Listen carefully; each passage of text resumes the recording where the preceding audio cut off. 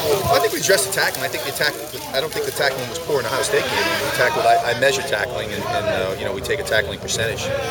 We were 90% in the Ohio State game, which meant we missed 6 tackles. We missed 6 opportunities, which in the course of a game is really not that much. I mean, that's pretty good. If you tackle at that standard, you're going to play well.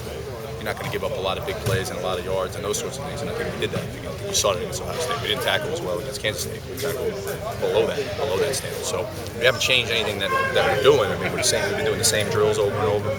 We try to, again, put the guys in situations that they'll be in the game. Try to get a drill that's going to simulate a tough situation that they're in. We've been doing that since we got here in the spring training camp. It's pretty much how we operate on a day-to-day basis. So it's not anything different. We're going to emphasize it every day. That's one of the first things we talk about. So we've got to do a better job. Since you guys, I don't think there's been a day that I've been out here that you haven't been stressing, hey, don't make it up. Mm-hmm. That's kind of your mantra. Yep. What does that mean to you? Yeah, just don't make it up. You just do what you've been trained to do. Don't all of a sudden get out there in the game and start to jump out of your gap or do something different than you were trained to do. And again, that's the keys to defenses being successful is everyone doing their job. Really, that's ultimately what it comes down to. Any great defense over the course of history has the kind of attitude where guys are unselfish. They're not concerned with making plays themselves. They're concerned with being in the gap they're supposed to be in and doing their job, even if that means they're not going to make the tackle. And against a team like Kansas State, who was running all the things they were on option, you need it more so than ever. And I think there was points in that game where guys just started making stuff up. So they have to get back to doing what they were trained to do on a consistent basis. And there were a lot of plays where they did.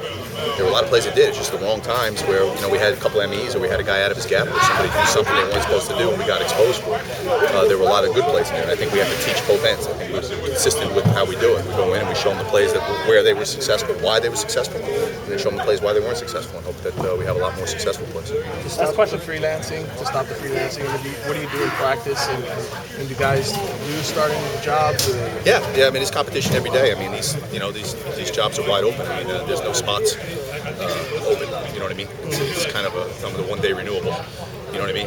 Wherever you're at, that's it. You got to figure it out and you got to get it done. And we'll continue to make moves until we get the right combinations of people. Hey, let's face it hasn't been the stability as far as the lineup. I mean, we've been adding guys back and getting guys back and doing that kind of stuff. So it's been, we haven't had a really consistent lineup with the 1s and 2s, and we're striving for the best lineup. We'll continue to build a team. Great, thank you, Coach.